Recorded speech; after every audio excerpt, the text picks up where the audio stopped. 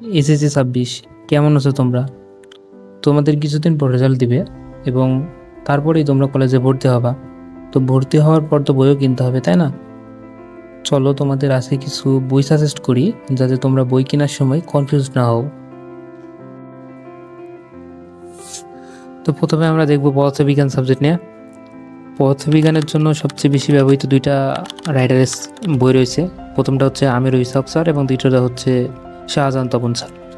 এই দুইটার মধ্যে আমির ও ইসাহাক স্যারের বই থেকে সবচেয়ে বেশি কমন পাওয়া যায় এইচএসসি এবং অ্যাডমিশনে, তাই এটাই তোমরা কিনবা।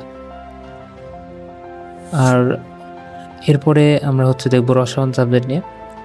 তো রসায়ন সাবজেক্টের ওয়াইডলি ইউজড সেটা হচ্ছে মানে সবাই সবাই প্রায় পড়ে যে রাইটার বইটা, সেটা হচ্ছে হাজারি ও নাগ স্যারের বইটা, এবং এর পাশাপাশি সঞ্জিত কুমার ঘোষ স্যারের বই রয়েছে। তবে তোমরা যেটা কিনবা সেটা হচ্ছে হাজারি ও নাগ স্যারের বই, প্রথম পত্র এবং দ্বিতীয় পত্র দুইটাই হাজারি ও নাগ স্যারের বই কিনবা।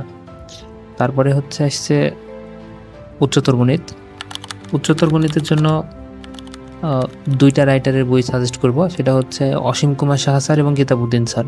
অসীম কুমার সাহা স্যারের বইটাই সবচেয়ে বেশি গোছানো। প্রথম তুমি এইটাই কিনবা।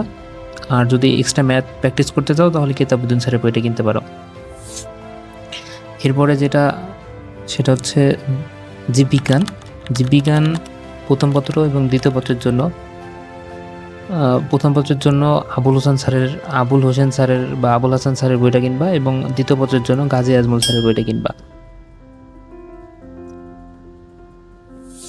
এবার আমরা দেখব কমন সাবজেক্টগুলো, বাংলা, ইংরেজি, আইসিটি।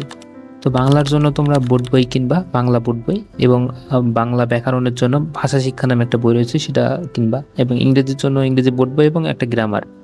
আইসিটির জন্য মাহবুবুর রহমান স্যারের একটা সহায়ক বই রয়েছে, সে বইটা কিনে